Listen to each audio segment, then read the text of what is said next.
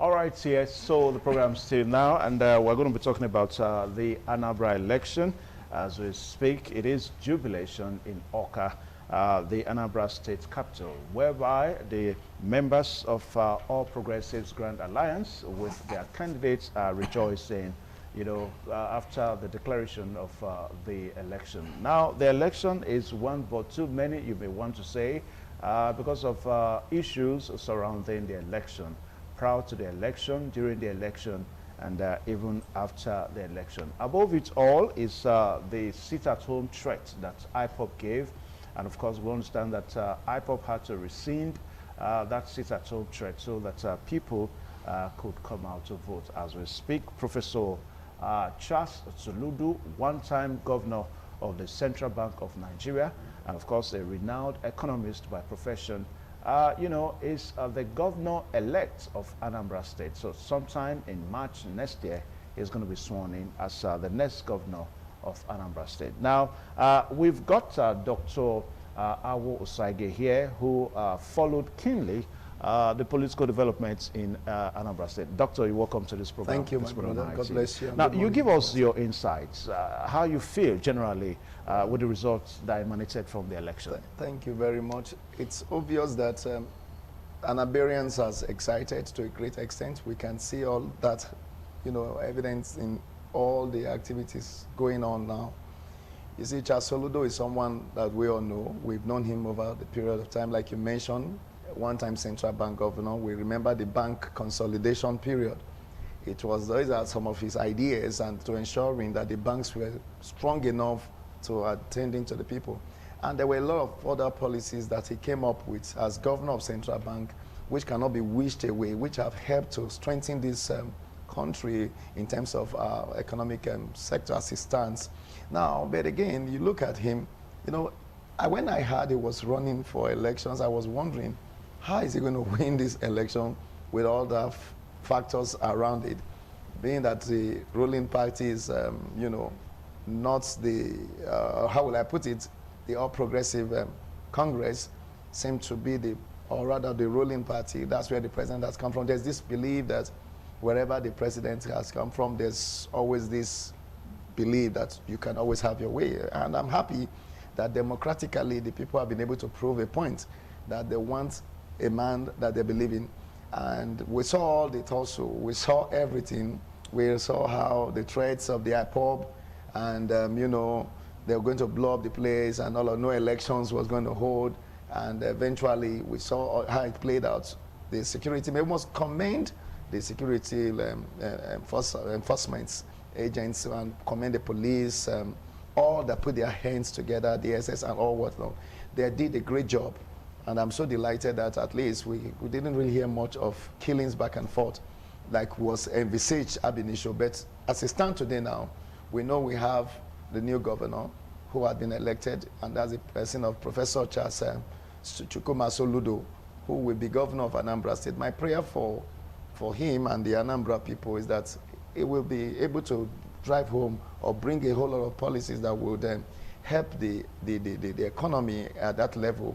And being one who have been central bank governor before now, and today now he's a governor-elect. But again, we must also not, in his kind of person, from what I have seen over time, I know he's not this die-hard politician, and they always want to see reasons with persons that could, I think other contestants can also come in and put heads together. Is for the good of the states and the good of the nation at large. You know, Anambra is the gateway to the Eastern nation, and if Anambra is getting it right, be rest assured that every other Eastern states will get it right, and I'm confident of that. Okay, now political analysts, you know, still trying to explain what probably paid off for Professor Charles Soludo. Now, remember that the APGA is the present party in the state now, where you have Willie Obiano as the current governor of the state. Now, we understand that prior to the election, there were complaints here and there of some things that an ordinary Anambarian was not at home with, such as rates, increased rates, levies here and there and all that. reports of unpaid pensions, unpaid salaries, and all that. Now, with that, a lot of people probably thought that it was going to be a huge, big fight for Professor Charles Asoludo. But eventually, he has won the election. So Yes. what do you think has played out for him? What was the factor? What really gave him this election? You see, I want to take a clue from, like when Adams Oshiomhole was contesting the election. You know, there was this wide acceptance of his personality. Outside the fact that you could go into lobby, going to contest the election, he was loved by the people. I have not seen a governor that was that loved before. So you think they voted for Professor Charles rather than the party? Is somebody, you know, I talked about him a while ago. Now, he's someone that they have known over the time, and he lives among his people. And what he has been saying, he has been talking, maybe not, he's not this trouble person. Anambra is too hostile for, you know, they want someone who could unite the people. At this point in time, we don't want somebody who's able to jump around. I had one of the contestants, I think it was one of your sister stations, when he was talking about that there are gunshots out there, you know, that they are shooting where he's been. Asoludo is a responsible, dignified gentleman to the core that everybody knows. So if you know him over time, he has been central bank governor, and you saw the way he played it out there. And all the policies, it's not a matter of talking. Check his pedigree, look at what he has done.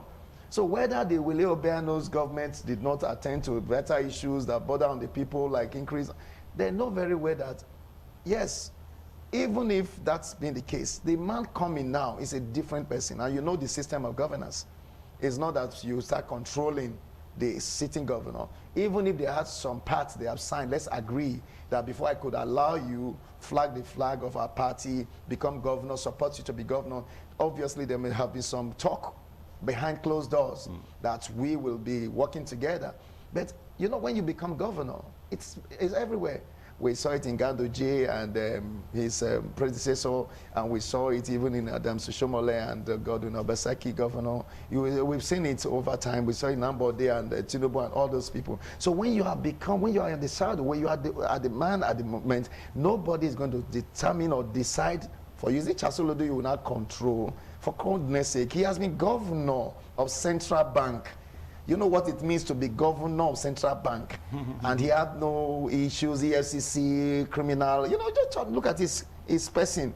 There have never been any time he have been called or he have been, you know, dragged back and forth on financial issues. So somebody who has integrity that is evident that we all know, or even if you say it's not correct, it's something, then you can prove it. Are you saying the other candidates, they don't have... If somebody's trying, no, hold on, I'm trying to talk about the man. You ask a question. Now, you talked about integrity, so are you saying that the other candidate, they don't have integrity? I'm not talking about, see, the one I know, where do I know others? I'm talking about the others have not been central bank governor. They have not been. I don't know the position they have held that much. If you want me to go into ANAMBRA, all of that, I don't want to go there. We all know what transpired. We remember the previous election that brought Peter Obi up, and we saw what he won with. Yeah, but these people were cleared. They were cleared by appropriate authorities. Are you trying to say that the appropriate authorities did not do their job well? I didn't get that. What do you? I said the candidates were cleared. I'm not saying he is. I'm only asking some questions. When he contested the election that he won Peter Obi, then before Obi went to court and said he's just governor for 6 months, and he was supposed to be for 4 years, and the court agreed with him. I mean, that election that brought in ANAMBRA, if you go back and check the figures, you will understand what I'm talking about. It was marred with irregularities. It's only Yar'Adua that has told this country that is the election that brought me into power was marred with irregularity. He was honest enough to say it. You know what I'm trying to say? We look at people and look at how they have been over time. I'm not saying he has been criminalized or he has been convicted. I've not said so. I've just said that we would prefer to pitch tents with the one we know. I have supported Asoludo from day one. When I saw that he's running, I said, yeah, this is the man I'm going to support. If I was privileged to vote, I would cast my vote for Asoludo. I know there's destiny on the other, the PDP man, and yes, he's some nice guy, he's some good guy, he's done some good works, we've seen him, but I would prefer the man that I have known over the years. You cannot compare Asoludo having been central bank governor over the years, and then he's still here.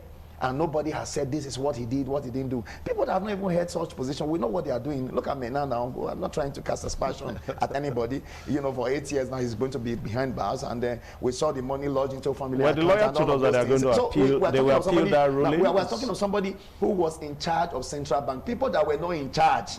They have done a lot of atrocities, and this man is being there. He has seen money, and he said, now this is time to work. These are the kind of characters we should be looking up for. Okay. Yes. Now, we understand that somebody has actually told the other political parties in Anambra State that there's no need to go to the court. I mean, going by the overwhelming results that came out from the election, you think there's the need for, there may be some gray areas that other parties are not comfortable with? Yeah, going to court is part of electoral protest. They are free. We don't shut them out from going to court. You know, you bet honestly, in fairness, we won't say because victory has come to, you know, to the Charles Soludo's camp. If they feel they want to go to court, they are free.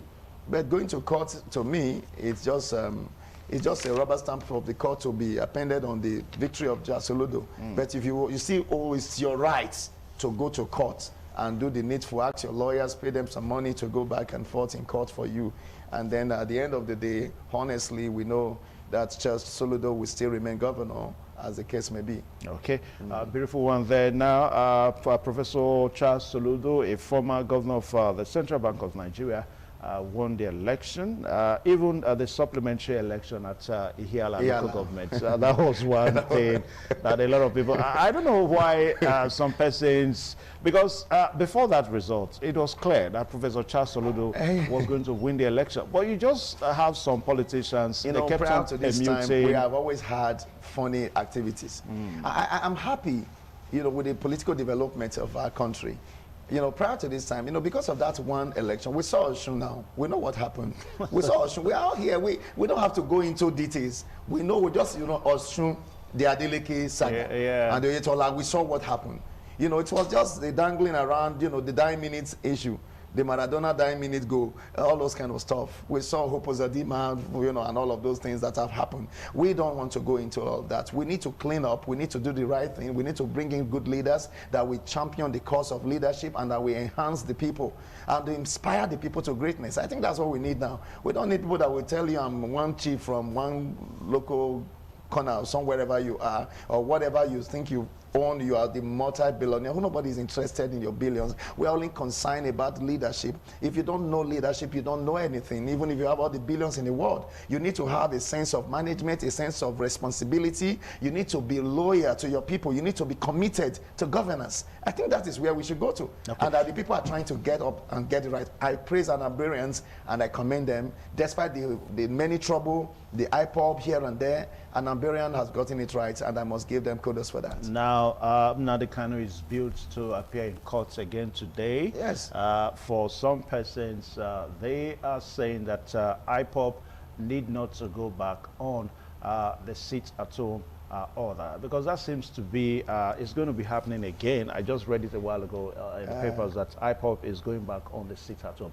Now, with this resounding victory in Anambra State, yes, you think IPOB still need to go on the seat at home order? The seat at home, you know, obviously they must, in solidarity with their leader, it will be, but obviously, you know, the IPOB folks, they are very happy about the victory. You must, in fairness, they are, you mean most of the IPOB? Most of them, they are happy about the victory of Charles Soludo. Yes, they are happy. What was mainly their agitation?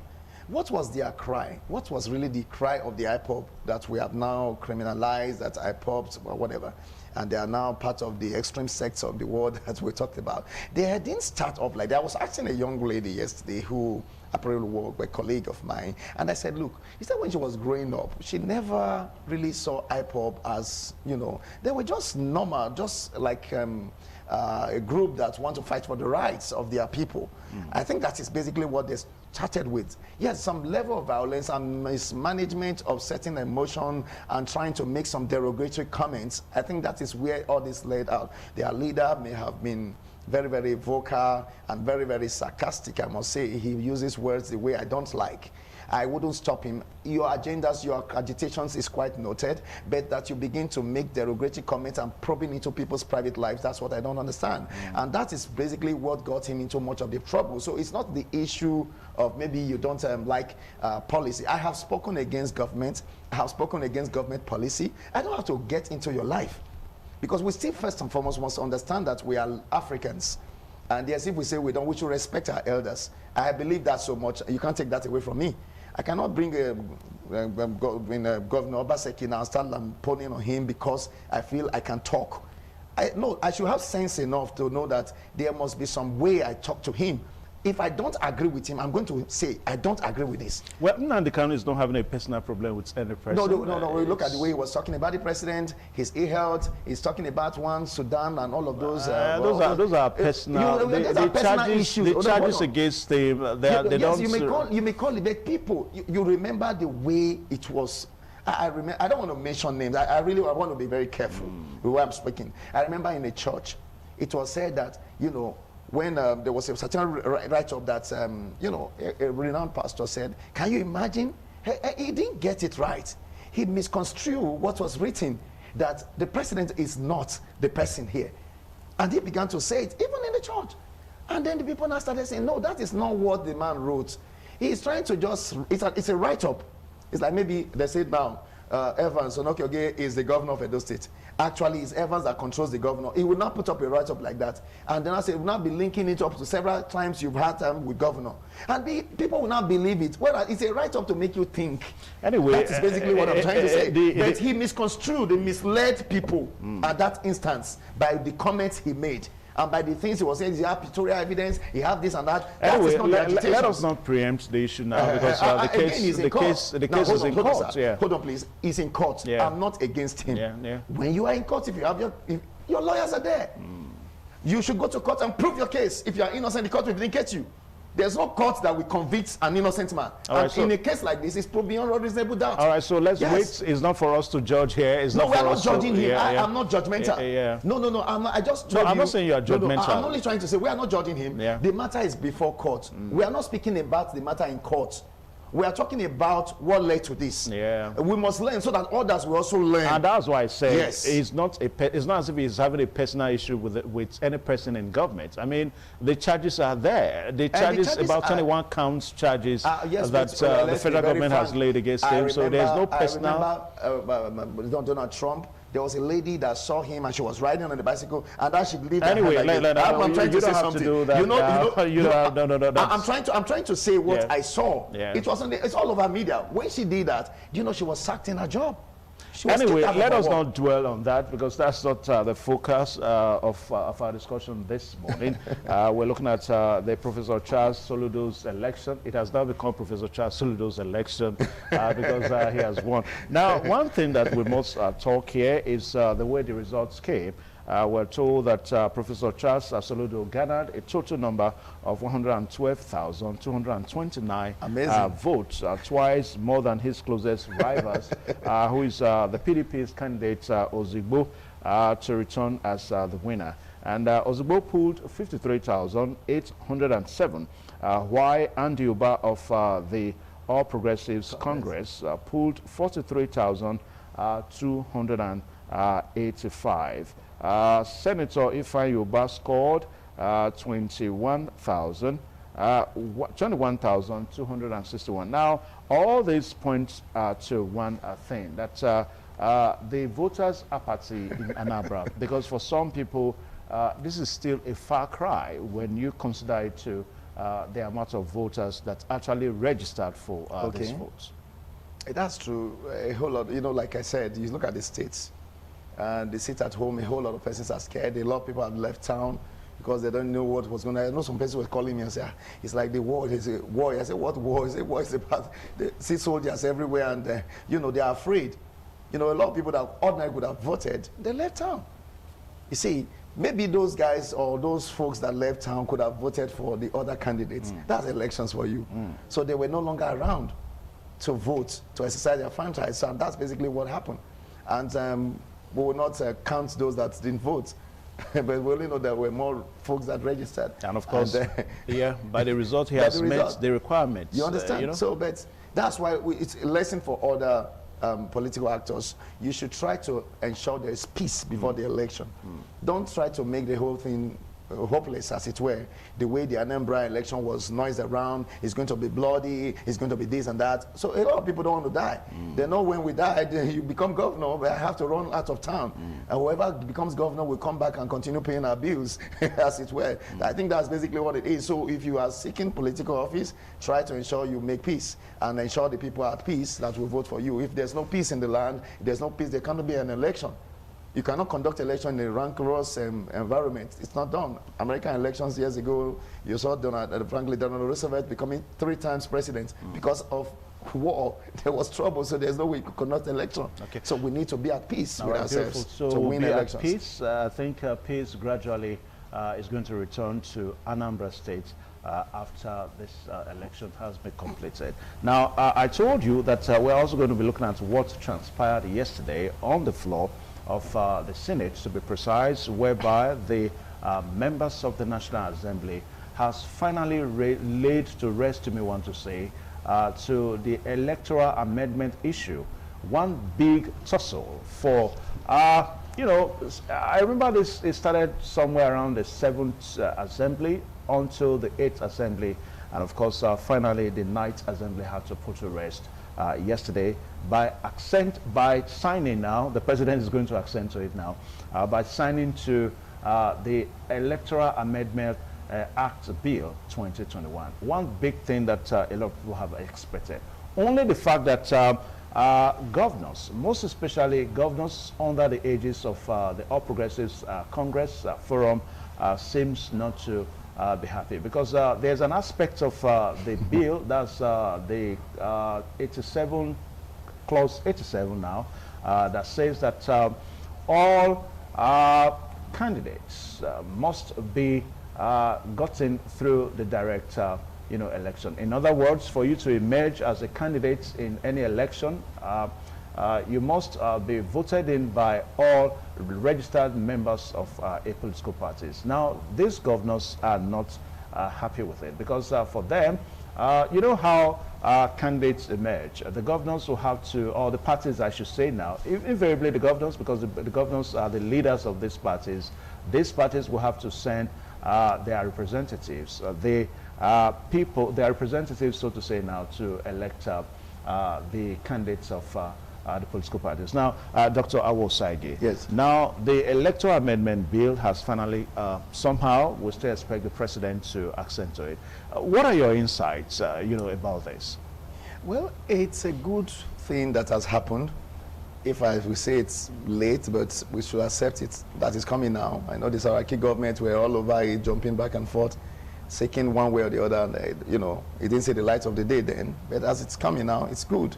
At least transparency, like I said, the political development of our dear country is gradually going, and we appreciate this, and we encourage the president to do the needful, assign to it. And for those that are not happy, you see, the old ways of doing things, we have to get out of it. Politics should not be a do or die affair. It should not be that I am in charge. It should be a thing of, like I love what Oshomole said, one man, one vote, one woman, one vote, one boy, one vote, one girl, one vote, whatever. It should be like that. It should be an issue of people accepting you, not because you are one big godfather, one big man, one man that owns everywhere, you own the whole of Nigeria, your name is everywhere. When they mention your name, they know you. We are tired of that kind of stuff. I mean, Okane once said that the day Nigeria will be at peace when the son of a nobody becomes somebody without knowing nobody. That's the day Nigeria will enjoy peace. And that's where we are getting to. Those are the words of our founding fathers. We cannot throw them and wish them away. We must get back to the drawing board. You don't have to be the son of one big name. You don't have to be MK Abiola's son to contest election. You don't have to be Nnamdi Azikiwe's descendant. You don't have to be Awolowo. These are some of the things that have caused a whole lot of trouble in our country.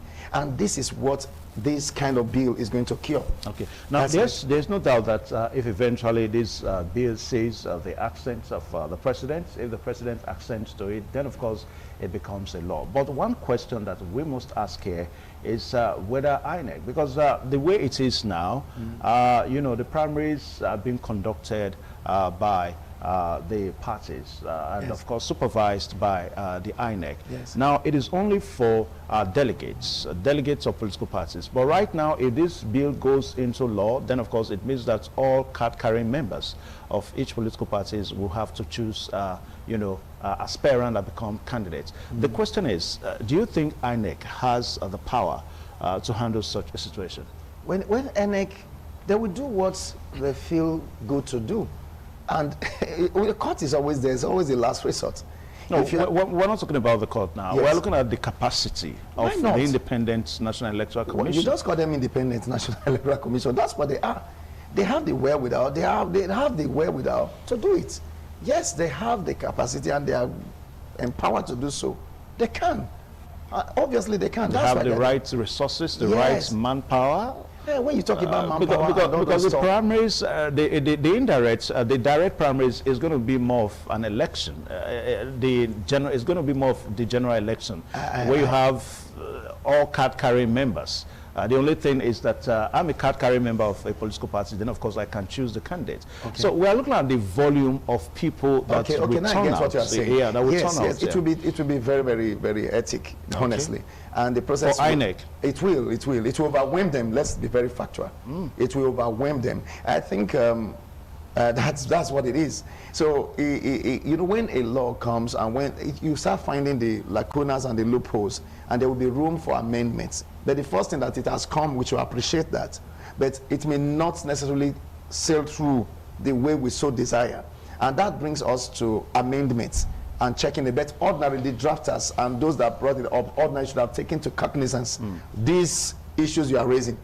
But that it was not, let's leave them, let's excuse them out of it, let's believe that's all they know to do at the time. And if this issue comes up, and INEC is overwhelmed by it, and then definitely we have to come up again. We said we cannot continue like this. It's a back and forth thing, and I think it's not what we should consider a no way or a no thing, something we cannot handle. We should still allow it. It's a process. It's part of the election process. It's development process. Development growth is not funny. When a child is growing, the tooth start coming out, it's crying and falling sick, and the changing in your body system will happen, and that's exactly what it is. So we're going to feel the crunch, we're going to feel the pain, we're going to go all through, and then definitely come out of it. I think that is how I see it. Okay. Now, one of the aspects of the Electoral Amendment Act bill is the clause of 52 that talks about INEC having the power to transmit election results electronically. Now, for most people, this is perhaps the last straw that we need, so that all electoral issues, quarrels here and there, litigations, results here and there, litigations as it relates to results. Yes. This is probably the last straw we need. Now, do you think if INEC, by the time this bill is passed into law, do you think INEC, the issues surrounding falsification of results and all that will be brought to rest? I don't absolutely think so, because we have, we have internet fraud, we have cyber crime. So if you have cyber crime, it's just a way. I'm not trying to be pessimistic about it. It's a good thing, yes, in the ordinary layman's perspective. Yes, once you get in the gadget or in the system, you could disseminate, you could send across to other parts or to wherever, to the central center, that this is what you got, and you have your own collection center, you have your information. But I, by the man that mans the computer, I, by the man that is behind the system, is it not somebody you should think about? Now, if the wrong person is there, will he not fiddle with figures? Will he not do some nasty stuff? That's where we are looking at. So that's where the fraud comes to bear. It's not as if the machines don't run themselves, they are run by people. Okay, those that have been infiltrating and they have been changing results, they were humans, right? Now you're not going to be having professional people handling the computer. So we need to find how to check those guys. There must be a backup. I think they also have it. There are those that have the handle on it. It's not just to create a model that we cannot be electronically transmitting. The man transmitted, they give him some money, and he's going to mess up. He's going to misbehave. He's going to do stuff. So how do we check the man that is there? That is another area. So it's not to have an electronic device that can transmit. I can try, okay, there's 30,000 here. I can decide to add another one to make it 30. It's electronically transmitted, and you got it that is 30 from your point. Whereas I manipulated something here because I've been paid. And there are different ways that could be done. So how do we check the men that are transmitting? Are there other backup? Are there other persons hacking or checked, or rather not hacking, let me use the word hacking, are there other link up to that result? But monitoring it through and through. There's something that we seem not to be talking about here this morning, because if this bill becomes a law, just as what we are saying now, it then means that election results, right from units, are going to be transferred electronically to the nearest points. Now, take, for example, a man that votes somewhere in a remote area, that there's probably no internet facility and all that. Okay. How do we transmit such results? That's another issue. That's another issue. So, you see, you cannot, and they know this system. No internet, and they would, I think before you start up this electronic stuff, you needed to have put that in place. And you and I know there are a lot of remote areas, major, and those areas don't have internet facilities. So what will you not be transmitting? So somebody will write from something and just say, well, due to the fact that they don't have electronic means of transmitting results, well, this is what we're able to, 109 votes came from here, and then we are coming to physically deliver it to you. You can see they all signed and they are all with me. And then you cannot say no. So maybe we need back to square one. You get what we're saying. So it's like setting the cat before the horse. So we needed to put this in place first. And we needed to know that if you are voting, no, voting is serious. Just like census. It's not what we just, okay, they will just say go and vote. No. You need to plan to elect your leader. You can see the civilized countries and the very developed world, we see the way they go about it. It's something serious. It's not the way we just go about it. Hey, we just go and vote in the near pool. If you need to go to your local government, sir, you should go there. You are determining the fate of your children and yours in the few years to come. You must vote for the man, the woman you believe in. Not that, well, anyone will come now we like. It's not done. That's the problem. Now, looking at our technology, just like what you are trying to talk about now, if this bill becomes a law, it's going to be, it means election results will be transmitted electronically by the next election. That's 2023 election. Don't you think we still have time? This is 2021. Perhaps we have a window opportunity. But you and I know that when we are doing things that will expose, the elites to a great extent, they always don't have time to get that done. I'm telling you the truth. We have been in this country, so for goodness sake, we know. So the time is there. It's not rocket science, sir. It doesn't take anything. You can get the right hands on deck and they get this thing done for you. But are they willing to do it? So they are seeing it. Now, let me tell you the truth now. They see it as, oh, maybe the president is going now, or maybe some members of the Senate and all those folks that are putting this together, they are against them. They are against, they see it as, you are against us. You have done your own. You don't want us to do it. That kind of talk. That's the kind of attitude that you see out there. Now, if the time you're talking about, it doesn't take so much time in the actual sense. A country that is spending 82 billion to buy mosquito nets, you would have the money to buy mosquito nets, not considering the cooking gas. But you can't verify that. Okay, we can verify that. It's all over. Now, if you are looking at a situation, it's like we misplace priorities.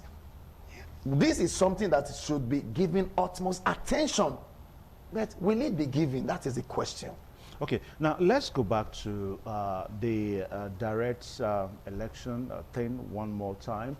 Now the governors, the Progressive Governors Forum seems to be very, very dissatisfied with the outcome of this clause 82 of the amendment bill.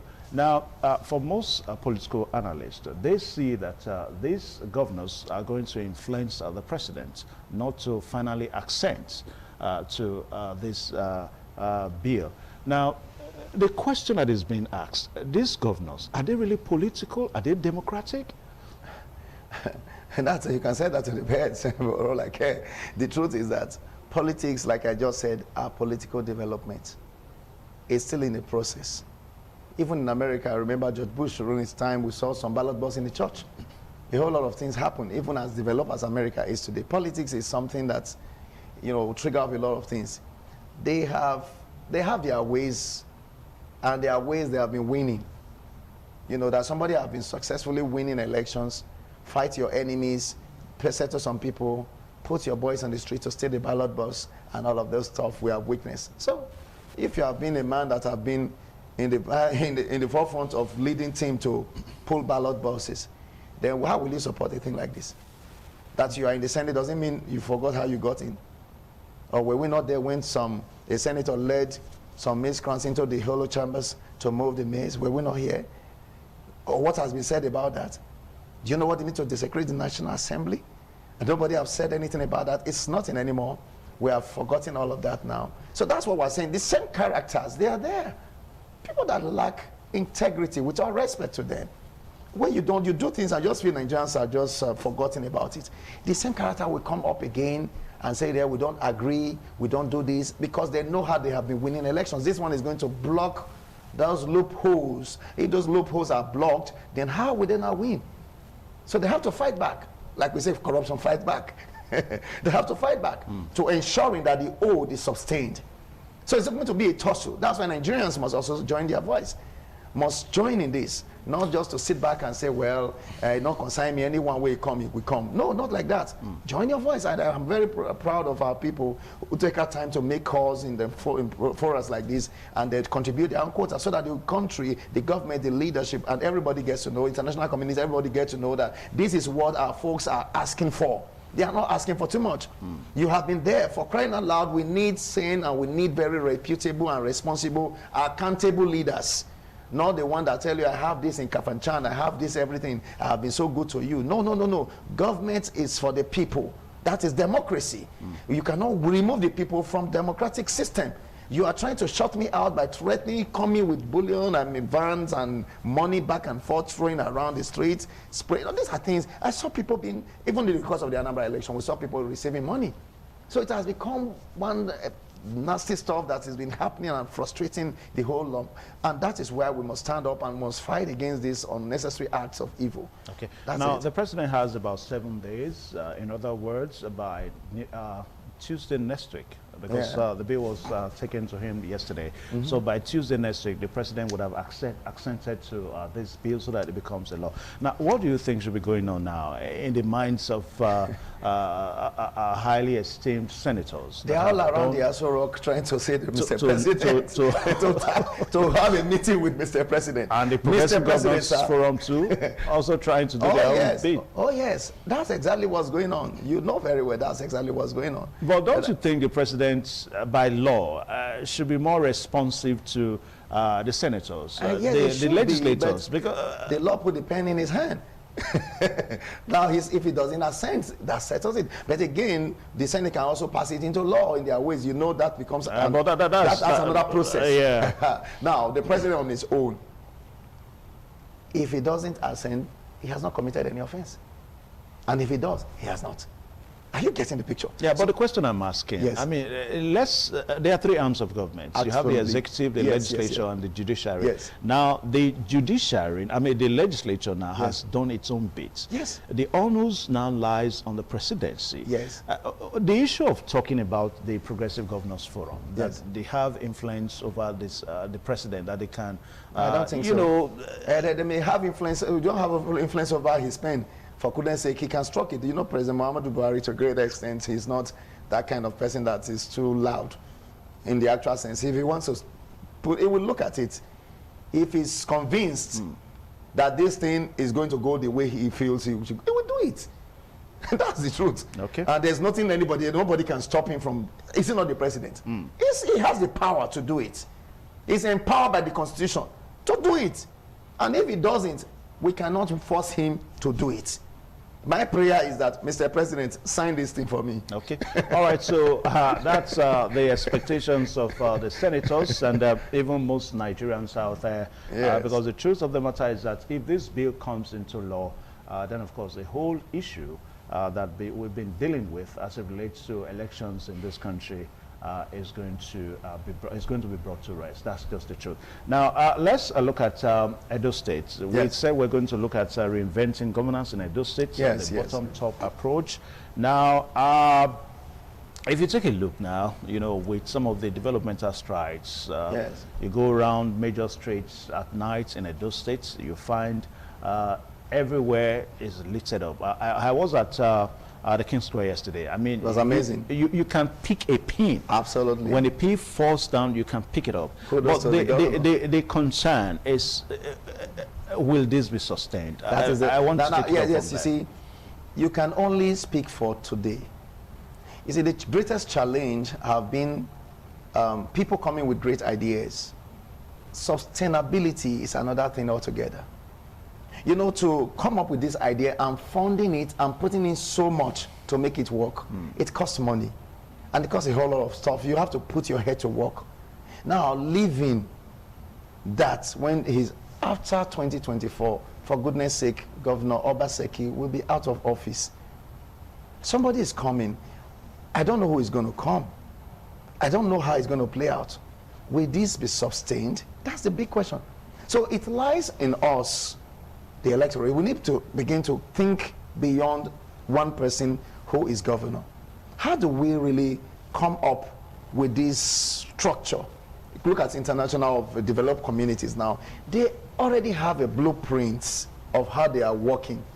You don't just wake up and start doing something else. Now, if a project has been initiated by a past governor, when a new one comes on board, he is to sustain it. That's why I celebrate Governor Obaseki to a very large extent.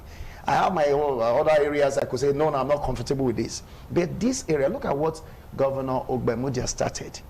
Look at what he has done. Look at the civil service today now. Is that place not beautiful? You can just go there. You don't have any business. Just drive in and park and just move around. You are happy with yourself. Not that somebody is paying you. That's what I'm talking about. The other day, I was parked right there, and the young man said, you have to pay. I said, come and take your money. I'm even happy to pay you. And he was looking at me. Why? Because I should support this system that is working, other than having it as where young boys go to set their traps. All right, so when you say... What I'm trying to say in essence is this.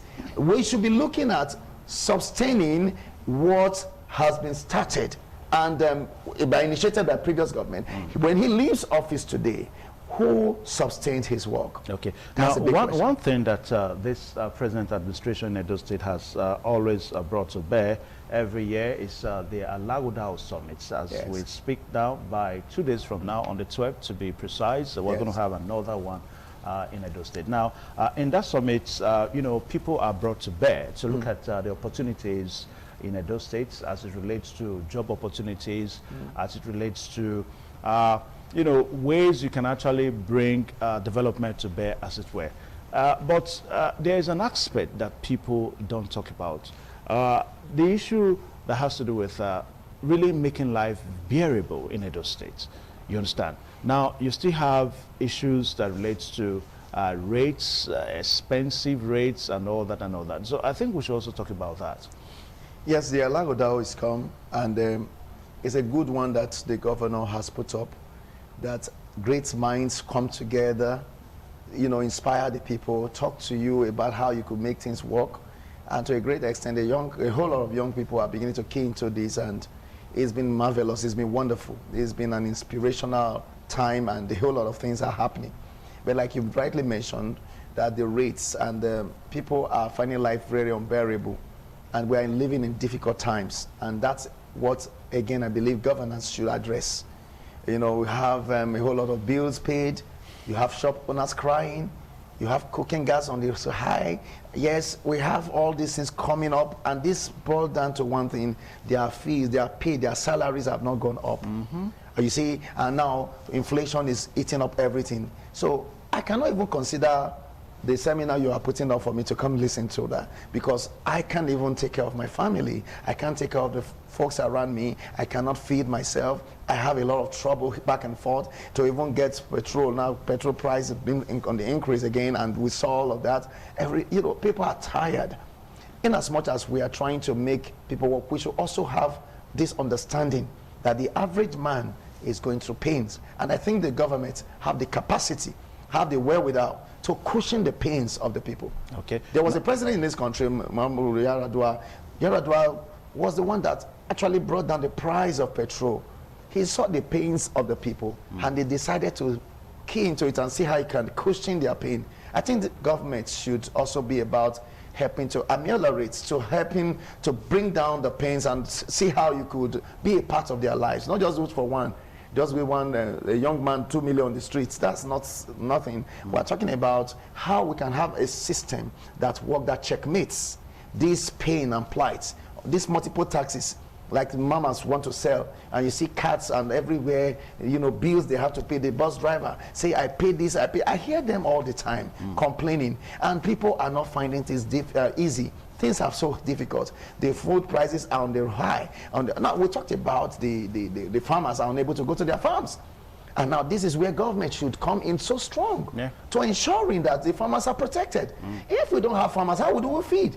You are sitting in the studio, I'm in my law firm, I'm sitting down there. Then people are going to farm to bring food for us to eat. We are not protecting them.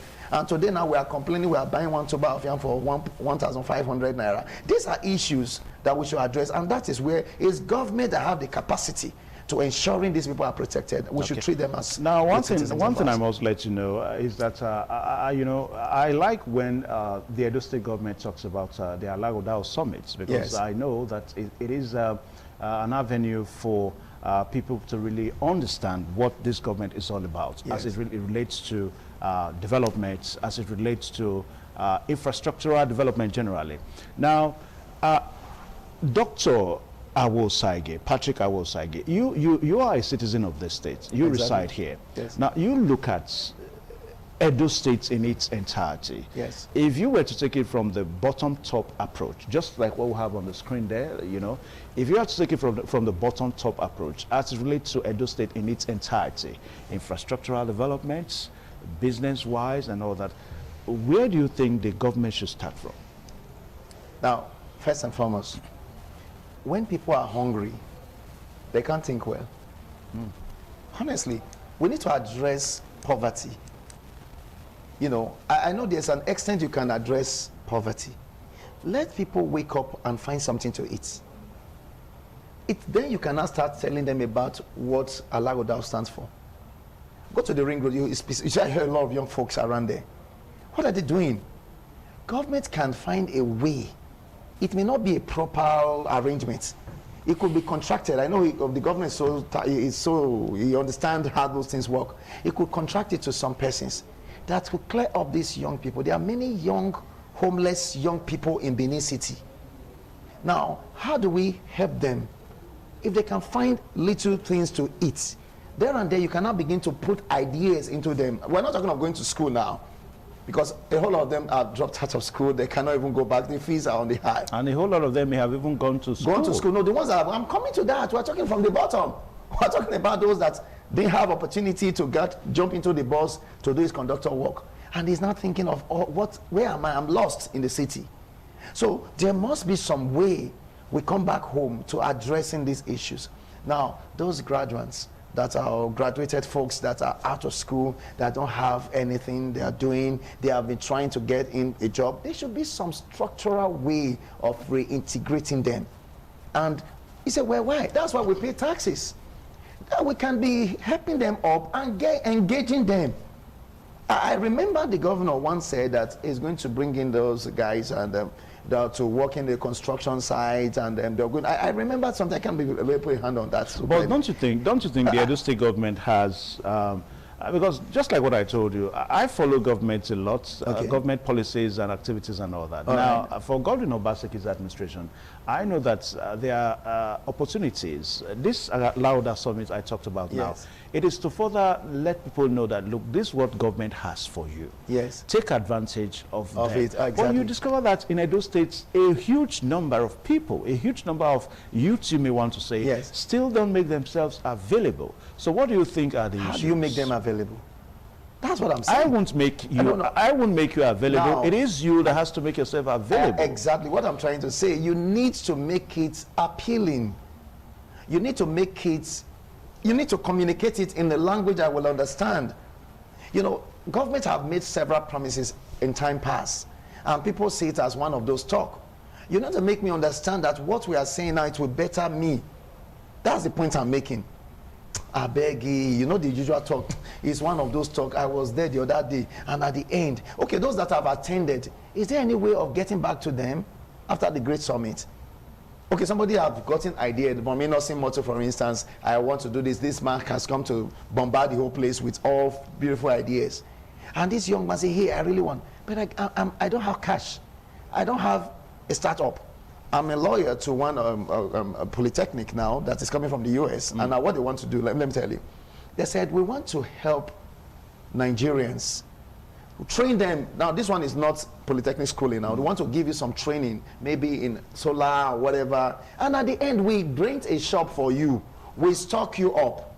And then we allow you to run business and we monitor you. Can you see that?